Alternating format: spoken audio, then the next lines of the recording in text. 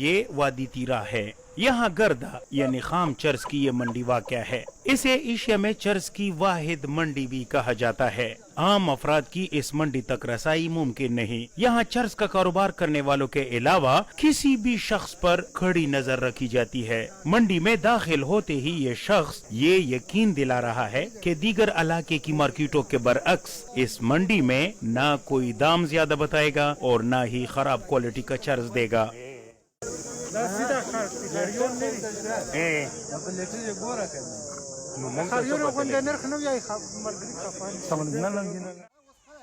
عبدالغنی خان نے منڈی کا وقت ختم ہونے سے پہلے آج اپنا کاروبار بند کر دیا. جب وجہ پوچھی تو بتایا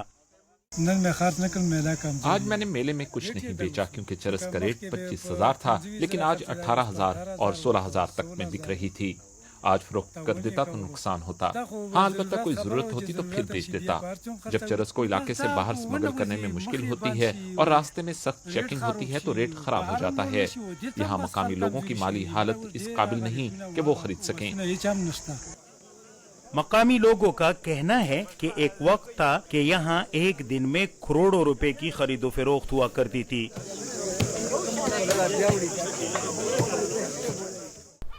افغان صوبہ ننگرہار کی سرحد پر واقع وادی تیرا پاکستانی قبائلی علاقوں خیبر، کھرم اور اورکزئی اضلاع میں پھیلی ہوئی ہے. تیرا کی اس منڈی میں کھلے عام ویڈیو ریکارڈنگ اس لیے ممنوع ہے کیونکہ یہاں کے باسیوں کا خیال ہے کہ یہ علاقے کی بدنامی کا باعث بنتی ہے اور باہر سے آنے والے لوگ علاقے کی صدیوں پرانی ثقافت اور روایات کو نہیں سمجھتے. میں نے عبدالغنی سے پوچھا کہ معیاری چرس کی پہچان کیا ہوتی ہے تو انہوں نے ڈبے کا ڈھکن ہٹا کر کہا معیاری چرس کا پتہ خوشبو سے لگ جاتا ہے. اچھی چرس کی ایک خاص مہک ہوتی ہے، اگر وہ نہ ہو تو پھر سمجھ جاؤ کہ چرس کی کوالٹی اچھی نہیں.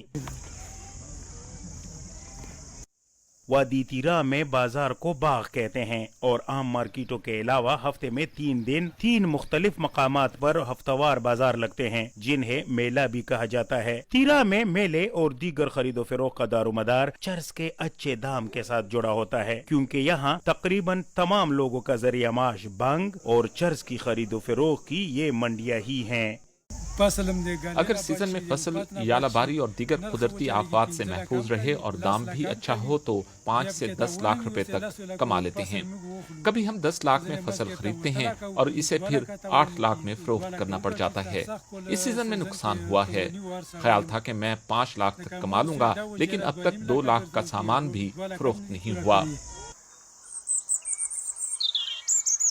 اسٹیٹسٹا کے ایک جائزے کے مطابق دنیا میں سب سے زیادہ چرس پینے والے شہروں میں نیو یارک کے بعد تقریباً 42 ٹن سالانہ کے ساتھ کراچی دوسرے جبکہ نئی دلی 38 ٹن کے ساتھ تیسرے نمبر پر ہے. کراچی دنیا کے ان شہروں میں سے ہے جہاں چرس کا استعمال اور خرید و فروخت غیر قانونی ہے.